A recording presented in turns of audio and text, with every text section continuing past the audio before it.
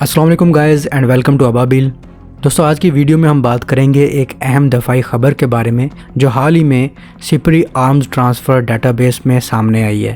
Report کے مطابق آذربائیجان نے ترکی سے 40 SL پوڈ ٹارگیٹنگ پوڈز خریدنے کا آرڈر دیا ہے، جنہیں آذربائیجان اپنے نئے JF-17 بلاک 3 فائٹر جیٹس پر لگانے والا ہے، اور یہ JF-17 جیٹس پاکستان سے جا رہے ہیں۔ ابھی تک تو نہ ایسلسن اور نہ ہی آذربائیجان یا پاکستان نے اس خریداری کی باضابطہ تصدیق کی ہے، لیکن سپری کی رپورٹ کے مطابق یہ ممکنہ خبر ہے اور اس پر غور کرنا دلچسپ ہے۔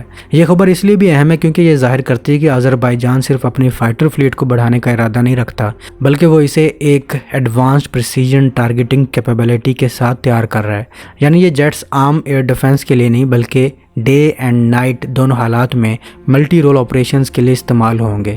سپری ڈیٹا بیس کے مطابق یہ targeting pods 40 JF-17 block 3 jets کے ساتھ جوڑے جا رہے ہیں، جس سے لگتا ہے کہ آذربائیجان ایک منظم اپروچ کے تحت اپنے ایئرکرافٹ فلیٹ کو اسٹرائک اور ریکانسنس مشنز کے لیے تیار کر رہا ہے۔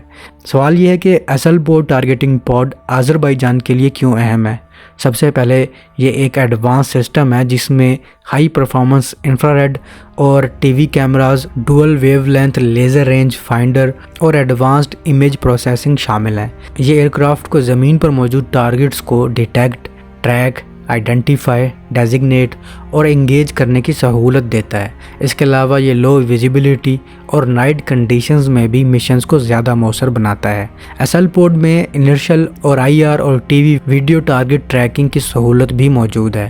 اس کے ساتھ ایک inertial measurement unit, precise stabilization, automatic alignment اور انٹیگریٹڈ انوائرمنٹل کنٹرول یونٹ بھی ہے۔ اس کا مطلب ہے کہ یہ ایک کامبیٹ ایئرکرافٹ خود مختار طور پر ٹارگٹ کو فالو اور اٹیک کر سکتا ہے، اور مشن کی ایفیکٹیونیس بھی بڑھ جاتی ہے۔ اب بات کرتے ہیں JF-17 بلاک 3 کی۔ یہ ایئرکرافٹ کمپیکٹ ہے مگر ملٹی رول کیپیبلٹی کے حامل ہیں۔ ان کی maximum take off weight 13,500 kilogram ہے اور ماک 1.6 میکسیمم سپیڈ ہے۔ اس کے علاوہ اس کی سروس سیلنگ 55,000 فیٹ ہے اور 3,400 کلو گرام کی ایکسٹرنل لوڈ کیپیسٹی ہے۔ JF-17 میں 8 ویپن سٹیشنز ہیں جو مختلف قسم کے ہتھیار لے جا سکتے ہیں۔ آذربائیجان کی حکومت نے ان جیٹس کو آل ویدر فائٹر کے طور پر ڈسکرائب کیا ہے، یعنی یہ دن اور رات دونوں حالات میں مشن کر سکتے ہیں۔ جب ایک پریسیجن ٹارگیٹنگ پوڈ جیسے SL پوڈ کو JF-17 کے ساتھ جوڑا جاتا ہے تو یہ ایئرکرافٹ کو ایئر ٹو ایئر اور ایئر ٹو گراؤنڈ دونوں مشنز کے لیے تیار کرتا ہے۔ اس کا مطلب ہے کہ ایک ہی ایئرکرافٹ انٹرسیپشن، اسٹرائک اور بیٹل فیلڈ سپورٹ کے لیے استعمال ہو سکتا ہے۔ پاکستان نے سپتمبر 2024 میں پبلکلی کنفرم کیا تھا کہ اس نے JF-17 بلاک 3 جیٹس آذربائیجان کو بیچنے کے لیے کانٹریکٹ سائن کیا ہے، اور آذربائیجان نے اسی مہینے ان جیٹس کو شوکیس بھی کیا۔ یہ ظاہر کرتا ہے کہ Azerbaijan scalable combat aviation capacity کی تلاش میں ہے، جس میں صرف نئے ایئر فریمز نہیں بلکہ ایک ایسا پلیٹ فارم ہے جو اسٹرائک، پیٹرول اور ڈیٹرنس کے لیے اڈاپٹ کیا جا سکتا ہے۔ SL پوڈ کے JF-17 کے ساتھ عملی تجربے کو دیکھیں تو پاکستان پہلے ہی اپنے JF-17 جیٹس پر SL پوڈ ڈپلوائے کر چکا ہے۔ اس کا مطلب یہ ہے کہ آذربائیجان کے لیے انٹیگریشن کوئی نئی یا ایکسپیریمنٹل بات نہیں ہے بلکہ ایک ٹیسٹڈ اور پروون کانفیگریشن ہے۔ اس سے ٹیکنیکل اور آپریشنل رسک کم ہو جاتا ہے۔ اگر آذربائیجان ہر ایئرکرافٹ کے ساتھ ایک ٹارگیٹنگ پوڈ رکھتا ہے تو یہ ظاہر کرتا ہے کہ وہ روٹین آپریشنل یوز کے لیے پلان کر رہا ہے، نہ کہ صرف لمیٹڈ یا ٹیسٹ پرپز کے لیے۔ ٹیکٹیکل طور پر دیکھیں تو SL پوڈ اور JF-17 کی کمبینیشن آذربائیجان کو زیادہ پریسائز اسٹرائک کیپیبلٹی دے گی۔ ایئرکرافٹ خود ٹارگٹ کو فائنڈ، ویریفائی، ٹریک، ڈیزگنیٹ اور اسیس کر سکے گا، جس سے رسپانس ٹائم کم ہوگا، کلوز ایئر سپورٹ اور انٹرڈکشن بہتر ہوگی، اور کمپلیکس ٹیرنز یا فاسٹ موونگ بیٹل فیلڈ میں مشنز زیادہ مؤثر ہوں گے۔ اس کے علاوہ یہ رپورٹڈ ٹرانسفر آذربائیجان، پاکستان اور ترکی کے درمیان ایک ٹرائی لیٹرل ڈیفنس پیٹرن بھی دکھاتا ہے۔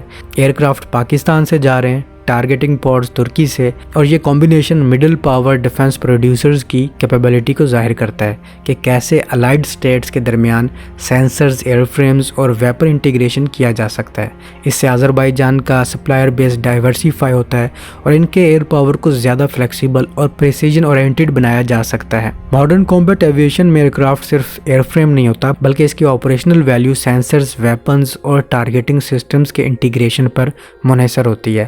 اگر اگر سپری لسٹڈ پوڈ پیکج کنفرم ہو جائے تو آذربائیجان اپنے JF-17 بلاک 3 فلیٹ کے ساتھ بالکل یہی ماڈل فالو کرے گا۔ یہ صرف نئے فائٹر ایئرکرافٹ کا ایکوزیشن نہیں ہوگا بلکہ ایک ایسا ملٹی رول پریسیجن اسٹرائک آل ویدر کیپیبل ایئر آرم بنانے کی کوشش ہوگی۔ دوستو اس پورے منظر نامے سے یہ بھی سمجھ میں آتا ہے کہ ماڈرن ایئر پاور میں ٹیکنالوجی، انٹیگریشن، سینسرز اور ٹارگیٹنگ کیپیبلٹیز کی اہمیت بہت زیادہ ہے۔ صرف ایئرکرافٹ خریدنے سے کام نہیں چلتا بلکہ اسے ایک کمپلیٹ کامبیٹ ریڈی سسٹم میں تبدیل کرنے کے لیے ٹارگیٹنگ پوڈز جیسے ٹولز کا ہونا ضروری ہے۔ آذربائیجان اس سمت میں قدم اٹھا رہا ہے اور پاکستان اور ترکی کا اس میں ٹیکنیکل اور آپریشنل تعاون اس بات کی نشاندہی کرتا ہے کہ یہ ریجن کے لیے ایک قابل ذکر ڈیفنس کیپیبلٹی ایڈیشن ہوگا۔ لہٰذا یہ خبر صرف ایک آرمز ٹرانسفر کی نہیں بلکہ ایک اسٹریٹجک اور ٹیکٹیکل ری پوزیشننگ کی نشانی ہے۔ JF-17 بلاک 3 جیٹس کے ساتھ ایسل پوڈ انٹیگریشن آذربائیجان کے مستقبل کے ایئر آپریشنز کو زیادہ مؤثر اور رسپانسو بنانے میں مدد دے گی اور ان کے ملٹری پلانرز کے لیے فلیکسیبل ملٹی رول آپشنز فراہم کرے گی۔ اس طرح آذربائیجان اپنے فائٹر فلیٹ کو نہ صرف کوانٹیٹی میں بڑھا رہا ہے بلکہ کوالٹی، پریسیجن اور ملٹی رول کیپیبلٹی کے لحاظ سے بھی مضبوط کر رہا ہے، اور یہ تمام ڈیولپمنٹ ریجن کے ڈیفنس ڈائنامکس اور انٹرنیشنل ڈیفنس انڈسٹری کوآپریشن کے لیے اہم ہے۔ آپ کے اس بارے میں کیا خیال ہے؟ کامنٹ سیکشن میں ضرور بتائیے گا۔ ملتا ہوں نئی ویڈیو میں، تب تک کے لیے اپنے ہوسٹ بلال کو اجازت دیجیے۔ اللہ حافظ۔